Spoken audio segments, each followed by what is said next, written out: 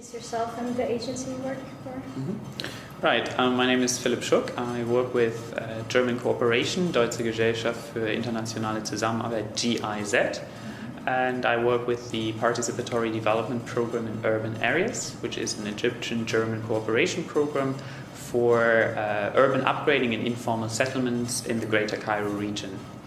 And I also coordinate a project on implementing the new urban agenda in Egypt, which is commissioned by the German Ministry for Cooperation. Well, the process of the new urban agenda, I think it was a difficult process, obviously, because it suffers from one main dilemma of international negotiations and cooperation about urban development, which is that you have the member states of the United Nations, the nation states, dealing with a subject that they usually have a certain opposition to, which is local governance, which is urban development at the local level. So the process is difficult because cities are not members of the negotiation process. And this is, I think, what makes the new urban agenda process so difficult. You mean the local governance entities? Exactly. The local governance entities are not official negotiators. They have been heard, I believe, and also, of course, other constituencies have been heard in the negotiation process. But in the end, it is the nation state that decides on the new urban agenda. We have the challenge, we have the issue that cities, the way we usually understand cities as municipalities, do not exist. So we have governorates and we have districts, and we have something sometimes called municipality, but I think the translation is even like not very precise, not very easy to adapt to the Egyptian context. So local authorities in Egypt were not part of the process of the new urban agenda, which is in line with the Egyptian constitution. Well, at the global scale, I think we have to acknowledge that for a UN process, possibilities for civil society to be heard, to give their voice, was not that bad. There were several meetings in New York, but also in the PrepComs, the preparatory committee meetings, where civil society representatives gave their input. So for a UN process, I believe it was not bad. In Egypt, I'm not so sure about it. There are not many civil society organizations that have a profile in urban development advocacy or urban development campaigning. There are a few, so I guess better to ask them what they think, how they felt considered. The formal preparation process included a reporting on the results of the urban agenda, Habitat 2. And this document was prepared by several governmental entities and coordinated by the Ministry of Housing. And so there is this report. And so on paper, Egypt has prepared for Habitat 3. What I think we cannot state is that there was a public debate on Habitat 3 in Egypt. So I haven't seen many news articles, I haven't seen many conferences, meetings outside the government taking place discussing what the new urban agenda means for Egypt. The debate about urban development is, I think, characterized by the different notions of what urban development actually means. So on the one hand, you have countries that think of urban development as something about local authorities, local governance, urban governance, development from bottom to the top. So this is a view that is not shared by all. The other notion of urban development is much more about housing, infrastructure, hard stuff. So this is, I think, somehow reflected in the new urban agenda as well, that there is no consensus about what urban development means for all. You have, again, countries that support much more the idea of local governance, and you have countries that support much more the idea of housing infrastructure. So therefore, of course, the new urban agenda had to be a compromise between the two notions. From a development perspective, from a German cooperation perspective, of course, we support much more the idea of local governance, without denying that there is a need for housing and urban infrastructure. But housing and urban infrastructure happens through local governance, rather than housing and urban infrastructure can replace any developments in the local authority field. Well, Egypt is one of the countries where, of course, housing and urban infrastructure are the highest priority, so Egypt is a very centralized country, has a very centralized system, so local authorities usually lack capacities, they lack financing instruments.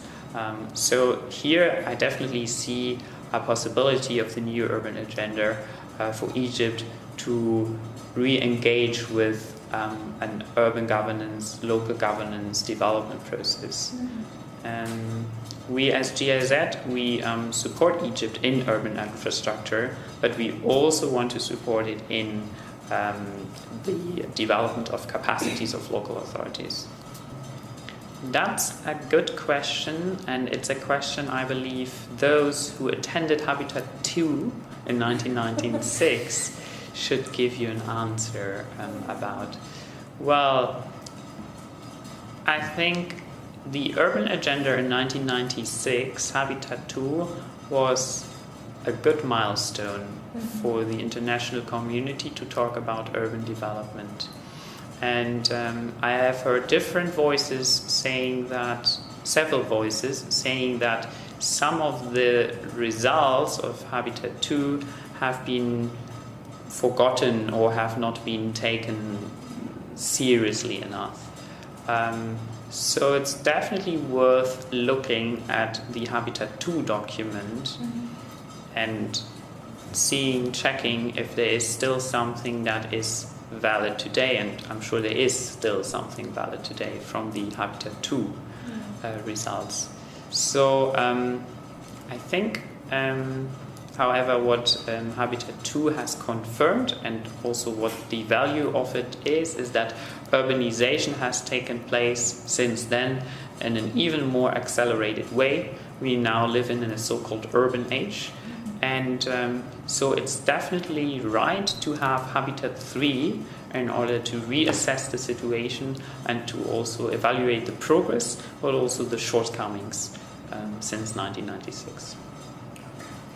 There are definitely funding trends, and governments have been invited to announce so-called Habitat 3 initiatives how they intend to support urban development globally.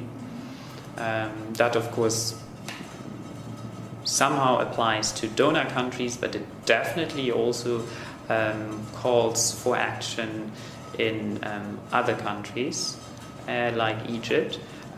So I expect from Habitat 3 a push for commitments for more sustainable urban development. So there is the funding trend on the one side, and there are the initiatives. So I believe Egypt is well advised to take the Habitat 3 outcomes, the new urban agenda, serious in order to form partnerships on urban development with other organizations, other countries, etc. In order or to facilitate that this happens, so that there is a recognition of the new urban agenda in Egypt, we have this project on implementing the new urban agenda in Egypt. It has recently started, and its main focus is on the follow-up of the new urban agenda in Egypt. So we plan to develop a roadmap, and this roadmap shall be developed jointly by different partner groups, including the government. And so we expect to reach like a consensus or an agreement of what will be the next steps for Egypt in implementing the new urban agenda. Yeah, we are working with 6 partner groups. We have the national authority represented by the Ministry of Housing. We have civil society, for example, Megaura is part of our project. We have also youth representatives. We have academia. We also want to work with the private sector, because the private sector has a very important role in urban development, also here in Egypt. And local authorities, that's my question mark. How can we make sure that local authorities get engaged in a structured, guided follow-up process of the new urban agenda? So this is something where our Egyptian partners, our Egyptian stakeholders, I asked them for their support to develop ideas how local authorities can play a stronger role in this follow-up process. 2 points on this. One is we have to see the new urban agenda also against the backdrop of the Sustainable Development Goals, the Agenda 2030. And the Agenda 2030 has objectives, goals, and indicators. So there are indicators that can help us to monitor urban development and especially its sustainability, if it's sustainable or not. The process is ongoing, I believe, on agreeing on these global indicators. And then, of course, also Egypt needs to see how it can use these indicators on a national scale in order to monitor its urban development. At the same time, I agree with you that the new urban agenda has not achieved, or the process has not achieved, to include specific indicators how to monitor the new urban agenda. German cooperation globally supports the so-called follow-up and review process for the new urban agenda. So I expect some talks still to happen on the international level, how the monitoring, how the follow-up of the new urban agenda can happen in a more structured and in a more precise, defined way. We in our project definitely want to discuss the topic of how to monitor urban development. This is one of our topics. Great. Okay, thank you. All right.